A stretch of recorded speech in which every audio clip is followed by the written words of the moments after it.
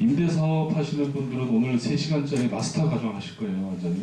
그래서 내가 전세를 주고 있거나 월세를 주고 있는 분들에 관해서 모든 세금 전략에 대한 부분들은 전부 다 오늘 해결을 다 보시고 가시는 거니까요.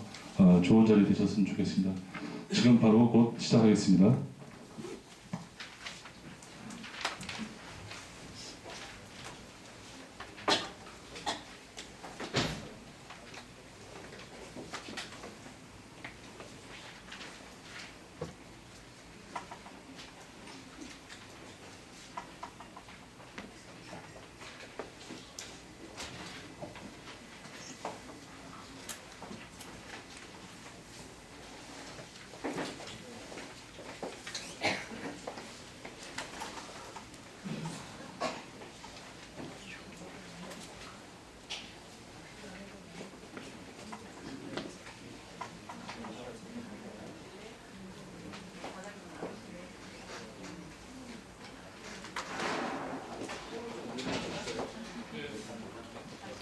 베이스를 맞추고 톤을 돌려.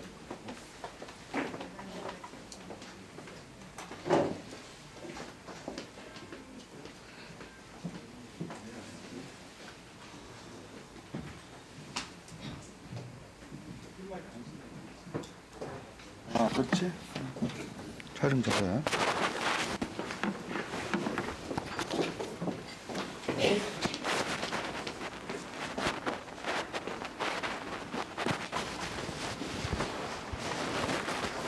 나중에 뒤에 오시는 분들은 뒤에 앉도록 해야지 앞으로 오면 안 되겠네. 오늘 촬영이라. 신화습법연구소 전성규 소장입니다. 반갑습니다.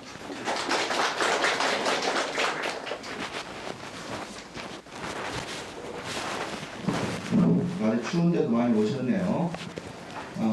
오늘 강의가 이 임대에 대한 강의를 국회에서 법이 통과됐기 때문에 아마 내년에는 제가 이 강의를 안 할 것 같아요. 그래서 오늘 촬영본을 따로 만들고 있습니다. 오늘 참석하시는 분들은 잘 들으시면 이 3시간짜리가 여러분들한테 300만 원을 벌 수도 있고 3천만 원을 벌 수도 있는 그런 강의가 될 수도 있으니까 잘 들어주시기 바랍니다. 오늘 뭐 타이틀 자체가 임대사업자 절세 전략이라는 타이틀로 오셨기 때문에 여기 오신 분들은 다 주택 임대나 상가 임대를 하고 계신 분들이 많을 거예요. 임대를 안 하는 분이 굳이 이 강좌를 들을 이유는 없죠. 이 추위에 여기까지 오셔서. 그래서 본인들이 다양한 지금 임대를 주고 있는 상황들이 있을 텐데, 제가 마지막에 질문 시간을 드릴 거예요. 그때까지는 조금 궁금하더라도 참고 들어주시기 바랍니다. 왜냐하면 여러분들이 가지고 있는 이 다양한 상황을 지금 교재에서는 위험별로 편집을 해놨어요. 그러니까 단계별로 듣다 보면 내 상황은 여기까지만 공부하면 더 이상 들을 것도 없겠구나, 이렇게 정리가 될 겁니다. 그 다음에 착각하지 마셔야 될 것이, 여러분들이 궁금하고 그러면은 인터넷을 많이 봅니다. 당장 세금 문제가 닥치고 언론 보도라든지 국세청의 발표라든지 또 주변 지인들의 얘기를 들어보면 이게 도대체 세금을 신고해야 되는 거냐, 말해야 되는 거냐, 사업자 등록을 내는 게 유리하냐 안 내는 게 유리하냐, 그런 것부터 걱정이 참 많아요. 그러다 보면은 만만한 게 인터넷에 들어가서 정보를 취합하는데, 현재는 그거를 하면 안 됩니다. 즉 인터넷에 있는 것을 가지고 여러분들이 판단을 하시면 안 돼요. 가장 첫 번째가, 지금 오늘 강의한 내용 중에 핵심이 뭐냐면, 정부가 2014년 3월에 뭐를 했죠? 이전에 어떤 일이 벌어졌을까요? 금년 3월 이전에. 자, 1월 달에 뭐가 있냐면, 매년 1월 달에 되면은 국세청에서 뭐를 집 있는 사람들한테 보내냐면, 월세나 전세를 받고 있는, 너무 이게 좀, 월세나 전세를 받고 있는 임대를 한다고 추정이 되는 사람들, 실제로 월세를 얼마 받는지 전세를 얼마 받는지는 몰라요. 그런데 임대를 줄이라고 추정이 되는 분들을 파악을 합니다. 어떻게? 집이 두 채, 세 채인 겁니다. 집이 우리나라 지금 주택을 보유하고 있는 사람의 통계를 보면 상당히 1인이 한 가족이 많은 집을 보유하고 있는 분들이 꽤 많아요. 그래서 국세청에 있는 전산 데이터베이스는 대한민국 모든 국민의 부동산 보유 현황이 다 기록이 되어 있어요. 그래서 그것을 컴퓨터가 한번 돌리면 어떤 사람은 두 채, 어떤 사람은 세 채, 어떤 사람은 기준시가 9억 원 이하의 고가주택, 이걸 다 판단할 수가 있어요. 그래서 이걸 총 판단해서 보니까 한 50만 명 되더랍니다. 사실은 500만 명 정도 되는데 그 중에서 90%는 잘라내고 한 50만 명만 골라서 안내문을 보내요. 법주는 안내문을 오죠. 뭐라고? 사업장 현황신고서라는 건데, 일명 사업장 현황신고서라는 타이틀이지만 내용은 요 중에서 월세나 전세 받는 사람 빨리 신고해라. 우리가 알고 있다. 안 하면 세금 더 때린다. 그리고 마지막에 아니면 말고. 그런 게 온다고. 그러면 여러분이 이거 받으면 이제 걱정이 필요 없답니다. 야, 그러면 2013년도는 이런 일이 없었느냐, 여러분들한테. 2010년도는 없었느냐, 있었죠, 매년. 그런데 그 전까지는 이게 날라와도 무시해. 신경 안 써. 왜 안 쓸까? 그냥 국세청에서 한번 보내는 거다. 왜? 작년에도 하라는 대로 안 하고 가만히 있었더니 그냥 넘어가더라. 근데 뭘 또 해? 세상 속에. 그리고 실제로 그렇게 국세청도 운영을 했습니다. 왜? 법이 이러니까 보낸 거지 실제로 세금을 걷고자 보낸 의사는 별로 없었어요. 이유는 세금이라는 것은 숫자를 알아야 세금을 때리겠죠. 얼마를 받는지.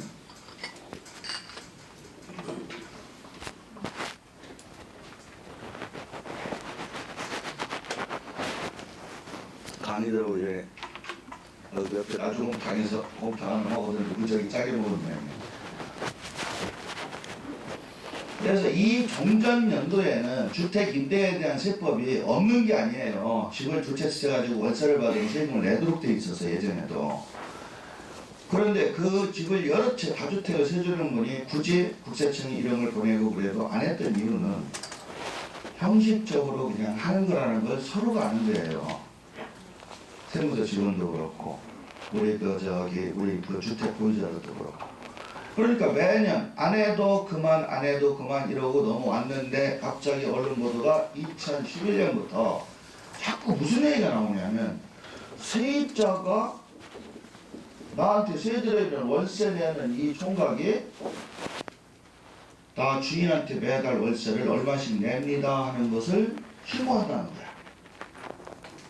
그러면 국세청에 이게 신고가 들어가는데 과연 내가 원룸에서 한 10명 세를 주기는데 이 10명을 보니까 다 직장을 다니는 처녀총각이야.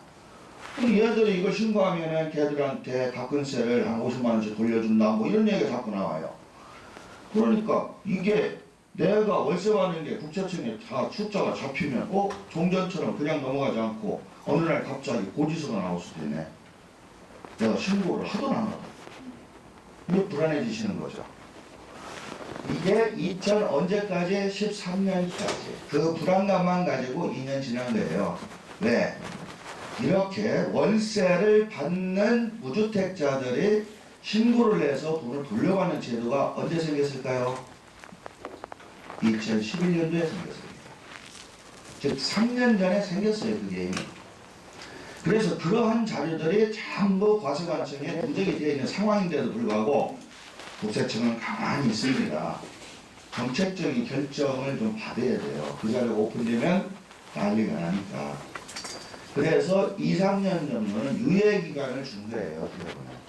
그래서 여러분들도 이때는 게 넘어왔죠.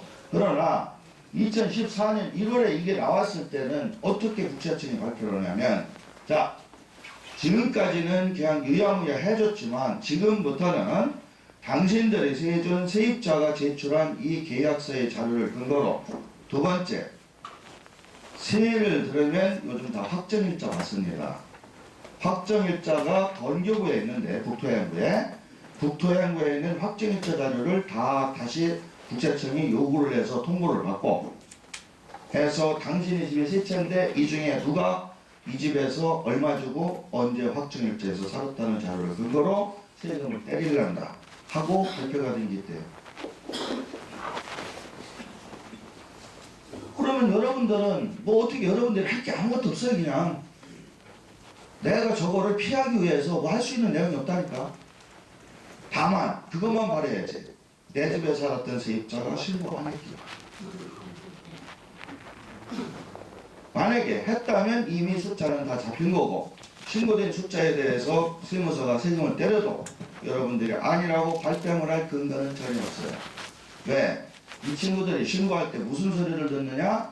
주인한테 돈 준 통장 카피가 들어와요. 통장으로 돈 넣는데 이 집이 내 이름으로 돼 있어. 그런데 내 와이프 계좌로 돈이 갈까요?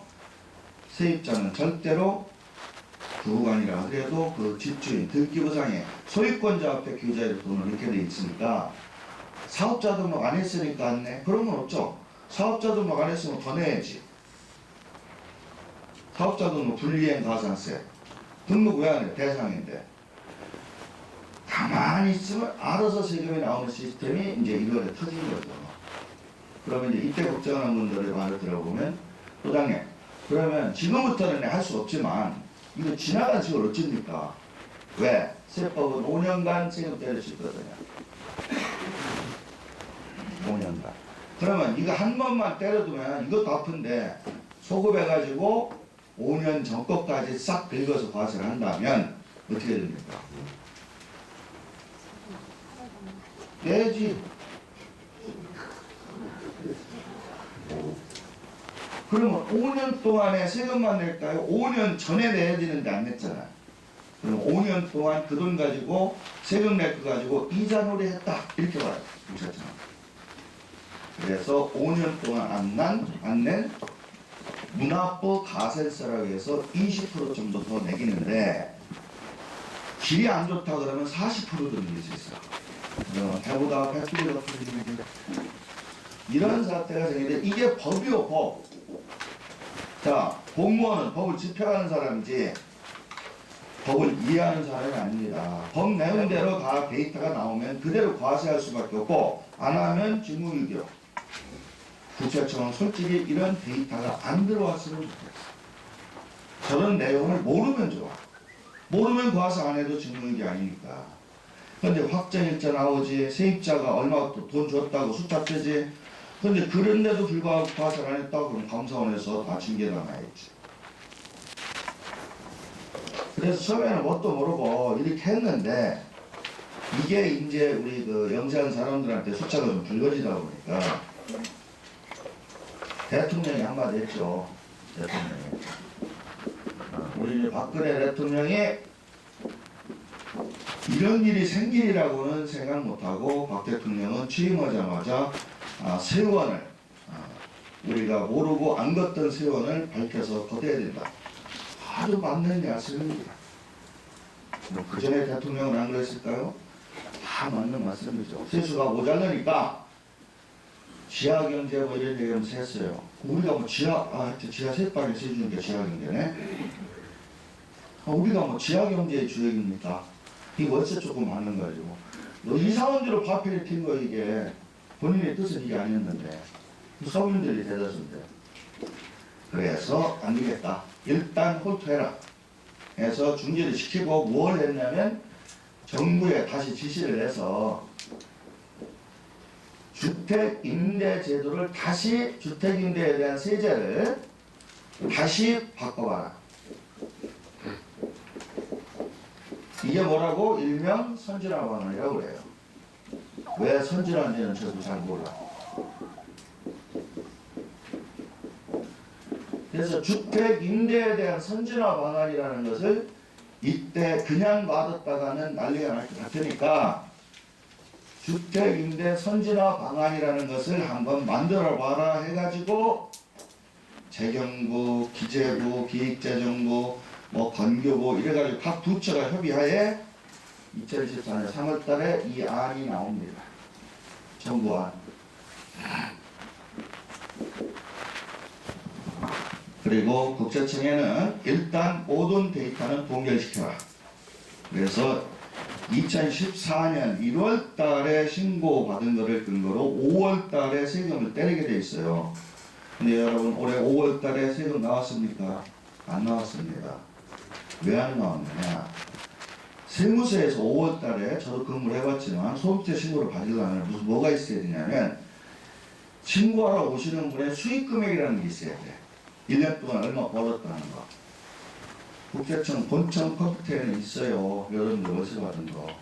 근데 일선 세무서 데이터에는 연결을 안 하고 끊어버렸다고. 그 데이터가 오픈되면 여러분들이 저 뭐 세 조금 주는데요. 이러고 오면 여러분들이 얼마 준다고 하든지 불구하고 무조건 그 자료 가지고 세금 계산해서 볼 수 있어요. 올해 그렇게 안 했습니다. 네.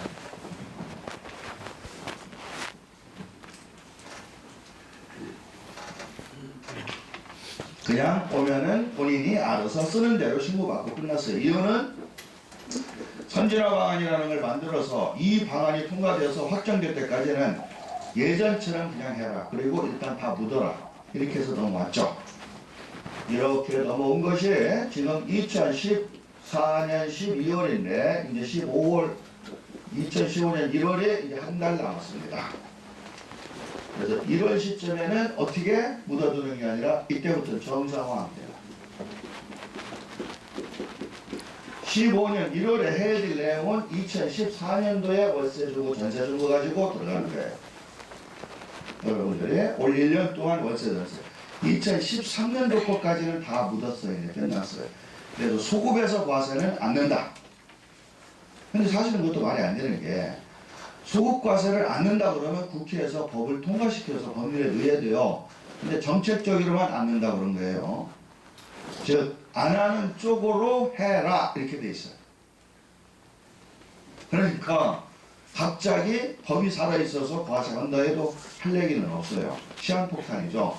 그러나 이런 거 가지고 장난치면 안 되겠죠. 네, 그래서 일단 예전 문제는 일단 덮는 걸로 현재 정책 방향은 결정되어 있고, 이 선진화 방안이라는 제도를 2014년 3월에 올릴 때 핵심이 뭐냐면 은퇴형 월세 소득자, 그 다음에 소규모 월세 소득자, 그 다음에 전세금도 일정 규모 이상의 전세금, 이런 전제를 정해서 1년치 번 걸로 먹고 살기 바쁠 정도의 소득자라면 세금을 때리지 말자는 게 이 선진화 방안의 핵심입니다. 그래서 대표적으로 2주택자가 월세를 받는데, 전세는 무시하고 월세만 받는데 2천만 원 기준, 이 세 가지 엔더 조건. 2주택자의 기준은 부부 합산, 인별. 이게 선진화 방안의 대표적인 케이스예요. 이런 사람들은 세금을 때리지 말자는 게 선진화 방안의 함입니다. 자, 그럼 여러분들이 이제 개인 자기 본인의 대입을 해봐요. 2주택자는 본인이 살고 있는 집 포함입니다. 이걸 잘못 착각해서 내가 사는 집 하나 있고 월세 받는 집 2개 있어. 그러면 여기에 해당 안 됩니다.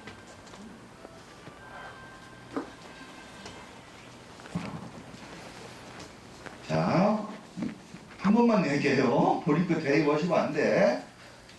2주택자라고 얘기하는 거는 인별 개념이에요. 와이프는 몇 개를 가지고 있어도 상관없어. 내가 혼자 이름으로 되어 있는 집이 3개가 있는데 하나는 우리 식구들이 살고 2개에서 내가 세를 받는다. 전세가 아니고 월세입니다. 월세. 전세를 받으면 상관없어요. 그건 다른 방안이고.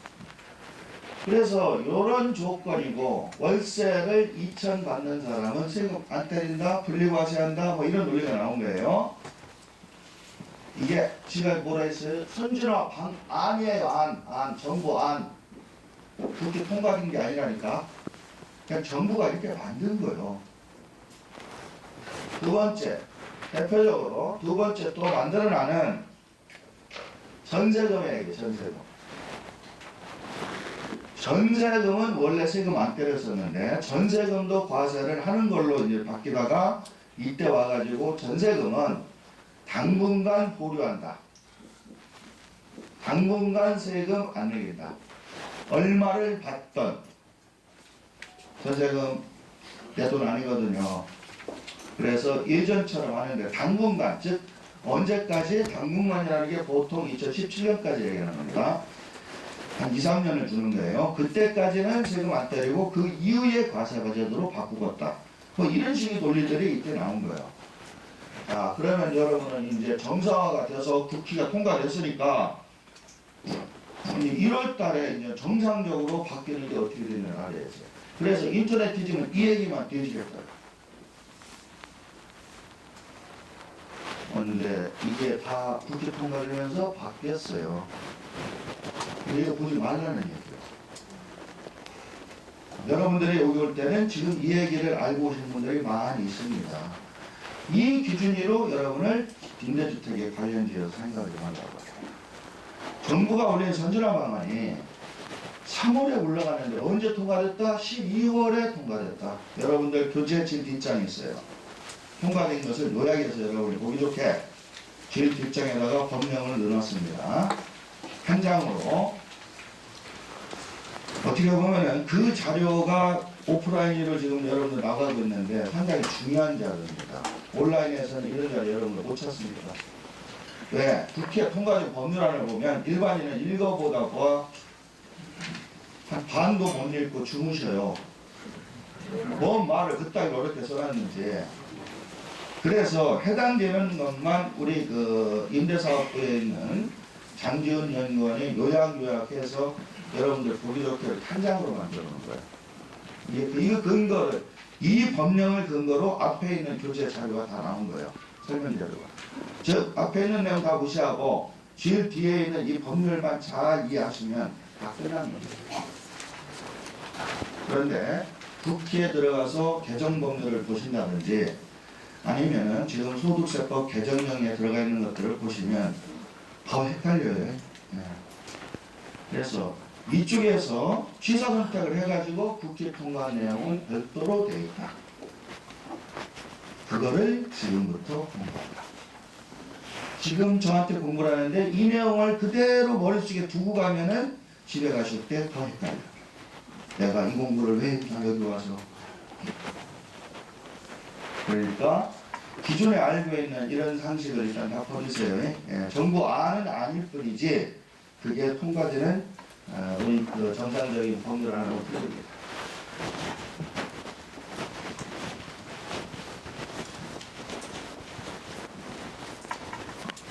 버리라고 해서 이걸 지워야지. 남겨놓으면 또.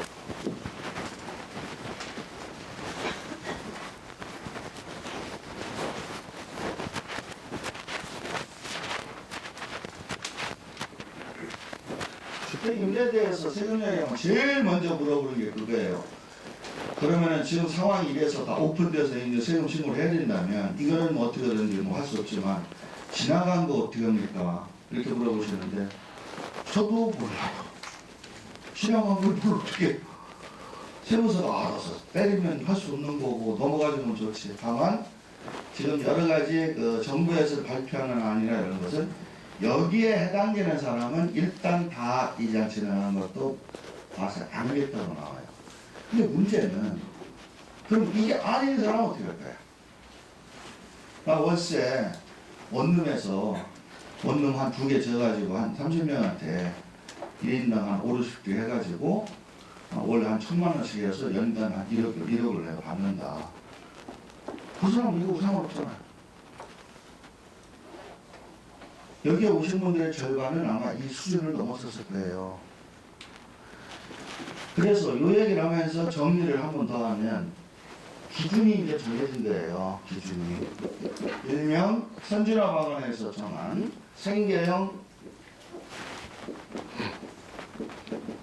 생계형 주택임대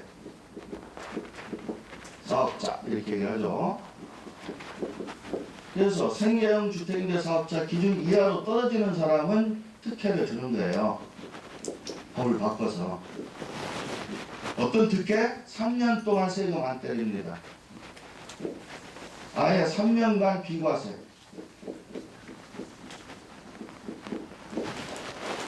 그 다음에 납세 의무라는 것은 세금을 안 내더라도 이런 임대 사업자가 되기 때문에 원래 사업자 등록을 해야 돼요. 사업자 등록하는 거 참 여러분들 싫어하거든요.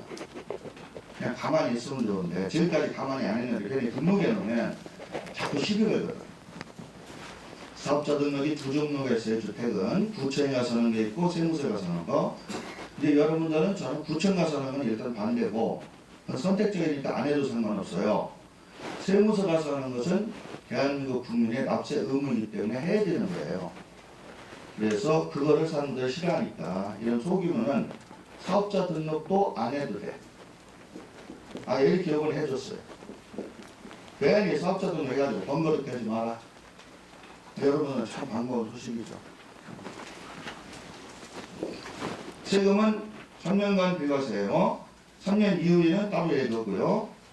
두 번째, 세 번째는 뭐가 있냐면 가장 좋은 거예요. 분리과세.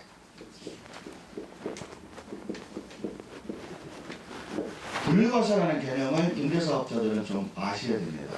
원래 제가 법령적인 얘기 잘 안 하는 사람인데 여러분들 5월달에 신고할 때 뭐라고 하냐면 종합소득세 신고한다고 그래요. 종합소득세. 종합. 대한민국에서 장사를 하든지 땅을 판든지 집을 판든지 해서 돈을 벌면 세금을 내겠죠. 그거를 소득 있는 곳에 세금 있다고 얘기합니다. 소득이 있으면 세금이 있는 거예요. 그런데 이 소득의 종류가 다양하게 많아요. 어떤 사람은 호떡 장사해서 벌어먹는 분도 있고, 어떤 사람들은 건설업에서 버는 분도 있고, 어떤 사람은 집 세줘서 월세 받아서 생활하시는 분도 있고, 대한민국에는 모든 분들을 놓고 보면 소득이라는 유형은 무지하게 많습니다.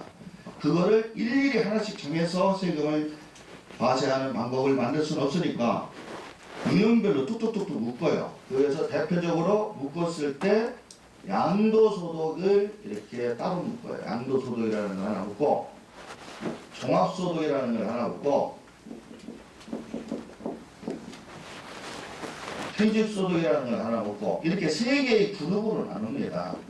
대한민국에 장사하는 사람들 모든 소득자들 이 세 개를 묶어서 이 세 그룹에다가 집어넣고 세금 계산 방식을 일원화해서 과세해요. 그런데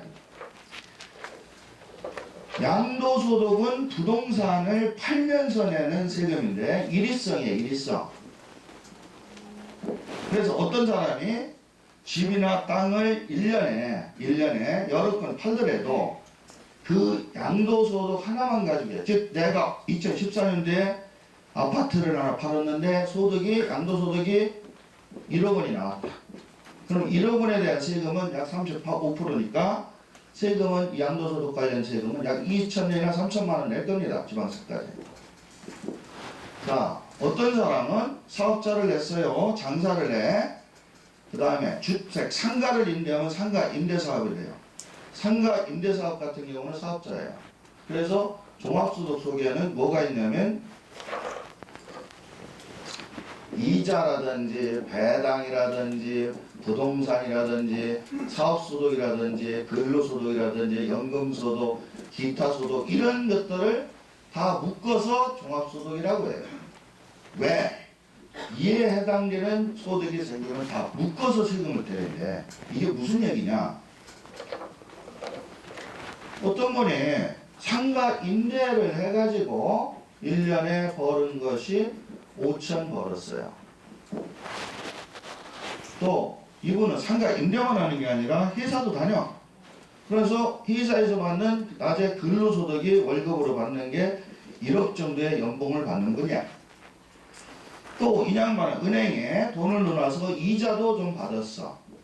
이자도 받고 배당도 금융소득이 있어서 이것도 한 1억 받았어. 그러면 세금을 각각 하나하나 계산한다면 세율은 다 똑같으니까 1억 원대 30%에 나오면 이렇게 합천이다. 그럼 5천에 그럼 이거는 5천에 대한 과표는 약 24%니까 요거 한 1,000만 원도 안 나올 거예요. 요거 3천. 뭐 이런 정도의 개념이에요. 그런데 각각 계산해서 내면 얼마나 좋아?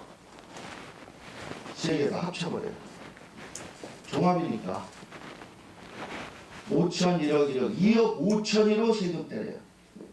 그럼 2억 5천이면 38%짜리 때려요. 쳐보세요.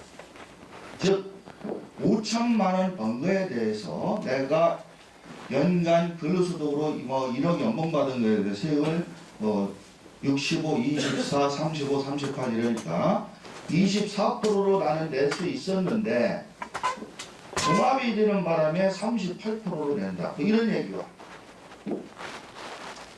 종합이 좋아요? 분리가 좋아요? 그러니까 특히 임대는 말 그대로 임대만 하는 건 어디냐고. 직장 다니며 몇 개 건물 사서 세금 주고 뭐 이러는 거 아닙니까? 그래서 이 임대는 사업소득이기 때문에 여기에 다 들어가요. 상가임대는 도망 못 갑니다. 무조건. 그런데 지금까지 한 푼도 안 내던 주택임대를 여기다 때려 넣어버리면 자, 내가 2천만 원 벌어요. 연간 월세 2천. 이거 비과세 해주고 다 해줘도 좋은데 2천을 여기다 합산해가지고 세금 때린다고 해봐요. 그러면 다른 세금이 빡 올라가는 거야. 저 2천이 합쳐지는 거야. 두 번째, 이런 것이 붙으면 보험료가 빵빵 올라. 사업소득 더 커. 그 부분을 언급 안 해주면 소용없어요. 이거. 그래서 향후에 이 부분을 어떻게 하겠다? 분리과세 하겠다. 언제? 3년간은 비과세니까 아예 세금 안 나오니까 상관없어요. 세금 안 때리니까. 그러니까 2014, 15, 16년, 요 3년 동안 봐주고 2017년 이후부터는 분리과세 하마. 이건 아주 좋은 거예요. 즉 세금을 매기긴 매기는데 세금을 때리긴 때리는데 계산을 다른 방식에 의해서 약간 작게 때려주고 이 분리과세 방식을 써서 다른 소득과는 합산을 안 할 테니 요것 때문에 보험료가 더 나온다. 요것 때문에 다른 월급 받은 세금을 더 낸다. 요런 거는 없게 해주겠다. 좋은 거 나올 때 박수 좀 치셔야지. 이런 거 좋은 거 아니죠? 근데 문제는 박수 안 치는 거는 2천만 원 이상 받는 거야. 이 기준이 2천이에요, 2천 지금. 그래서 이 아래에 해당하면 이런 좋은 게 생겨요. 그런데 처음에 논제가 된 게 2주택이라는 전제를 정부가 깔고 들어온 거예요. 근데 2주택 통계법을 보니까 2주택자가 2천만 원. 아주 없어요, 없어. 어떻게 그렇게 돼? 집을 내가 10개를 세를 줘도 월세를 3, 40만 원밖에 못 받으면 1년에 2천 이하가 될 수도 있어요. 근데 집을 2채 이상 세줬다고 이거 아니래. 위로 가래. 이건 좀 아니라. 그래서 그렇게 통과되면서 2주택이라는 말은 삭제됐습니다. 그래서 여러분들은 주택 수와 상관없이 아무리 많은 주택을 세를 받더라도 월세 받는 금액이 2천이 안 되면 여기에 해당돼서 이 혜택을 주겠다 이런 얘기예요. 자, 문제는 우회예요. 이제 이 우회는 어떻게 되느냐? 여기는 강공책입니다. 예전에 우회든 아래든 다 안 냈어요. 지금 2014년 이후로는 이제 이 우회는 얘기가 한마디도 없어요. 이것만 가지고 자랑을 무지하게 해요. 지금. 이것만 가지고 우리가 이렇게 서민들을 위해서 엄청난 이렇게 국회에서 뭐 세월호 이런 것들이 있어도 이거는 우리가 여야 합의를 통해서 이렇게 서민형, 소규모, 영세형 임대사업자들은 이렇게 세금도 안 걷고 참 우리가 정치하는 사람들 이렇게 신경 써서 우리 대통령의 그 뜻을 받들어서 잘했다. 그럼 이 얘기는 한마디도 없어. 한마디도 없으면 무슨 얘기요? 종전대로 과세한다. 근데 종전대로 과세한다는데 옛날처럼 다 100%면 좋은데 이제 숫자를 안다. 옛날에 숫자 몰랐는데 지금은 숫자도 다 알고 종전 법대로 한다. 이렇게 된 거예요. 이거. 법대로 한다. 이게 법대로 되면 어떻게 돼요? 비과세 이런 거 있죠. 종합과세. 보험료도 엄청 뛰겠죠. 이런 다른 소득이 있는 분들한테 이 위에 있는 분은 종합으로 다 합산되는 거예요. 그래서 다른 월급 받는 게 있으면 그것도 세율이도 올라갈 거예요. 두 번째, 이 소득세 신고를 이제 월세 수익금의 신고나 확정 일자가 들어왔던 데이터를 근거로 2주택 이상 월세 소득자는 무조건 과세다. 신고 안 하면 우리 마음대로 고지한다. 사업자 등록 의무 무조건 있다. 사업자 등록 안 한다. 해야 되는데 안 했다. 가산세 때린다. 그 다음에 세율이나 세금 계산 방식에서 어떻게 되어 있냐면 기장신고와 추계신고라는 게 있는데 장부신고와 추계신고도 우리가 결정하는 게 아니라 국세청이 결정해 준다. 번 만큼 다 내라. 이거 걷어가지고 이 사람들 안 낸 거 떼우겠다. 제가 보기에는 저도 정확하게 숫자를 낼 수는 없지만 이거를 거두면 이분들 안 내게 해준 거에 10배는 더 들어올 거예요. 세원이. 머리 좋은 사람들이 앉아서 거기까지 연구해서 했는데 이거를 이렇게 해준다면 여기도 뭔가 들어가야 돼요. 주택 임대라는 것 자체가 우리나라만 있는 전세제도라든지 등등 여러 가지가 있거든요. 그러니까 여기를 이렇게 큰 혜택을 줘서 완전히 이분들은 2천만 원 이하만 받으면 완전히 납세 의무를 싹 빼주듯이 주택임대에 대한 특징상 기존의 상가임대처럼 하면 안 됩니다. 그런데 지금 여기 얘기가 없어요. 제가 보기에는 여기 계신 분들이 너무 조용해서 그래요. 이게 통과가 12월에 할 때 계속 떠들었어야 되는데 세월호만 떠들으니까 세월호 떠드는 거에다 안비 뭡니까 이거 붙이는 거 뭐 이걸 꼭 해놨잖아요. 리본 붙이는 거에만 열심히 할 게 아니라 임대 주는 분들은 리본 대신 임대해서 이거 붙이고 다녔어야 되니까 남이 사정도 적당히 봐주면 되지 1년 내내 거기에만 매달려서 자기 집 사정은 안 보냐고. 실제로 다 붙이고 다니기 싫으면 인터넷에다 이런 데라도 이쪽 얘기 따져드려. 이 얘기를 한마디도 안 하니까 그냥 조용히 통과된 거죠. 그러면서 뭐라 해요? 아, 우리는 고액 임대사업자에 대해서도 특별히 발시한 건 없다. 그냥 옛날 법대로 하는 것 뿐이다. 근데 옛날 법이 무지하게 무섭다니까. 옛날 법이. 그러니까 그 법을 그대로 적용을 도저히 안 되니까 금년 초에 난리가 나가지고 이 생계형 임대사업자라는 특례 제도가 이번 주에 통과된 거예요. 그래서 잠깐 쉬었다 여러분들하고 공부한 내용은 일단 여기에 내가 해당되는지부터 골라내는 일을 할 거예요. 그래서 여기에 해당되는 분들은 1시간 끝나고 가십시오. 그래서 여기에 해당되는 분들은 1시간, 지금 생각에 본인은 난 여기에 해당 안 돼. 이럴 수도 있겠지만 되는 건 많이 있어요. 그러니까 여기에 해당되는 분들을 고르는 요령을 알려드릴 거예요. 네, 여기 보시고 두 번째 이제 여기에 해당되면 방하고 있을 수만은 없지. 우리도 어떻게든지 방어는 해야지. 그러니까 방어할 수 있는 방법이 있냐를 같이 저하고 고민해 봅시다. 탈세를 하자는 게 아니고요. 가만히 있다가 그냥 그대로 이렇게 해서 나오는 거는 아니지 않습니까? 딱 5분만 쉬겠습니다.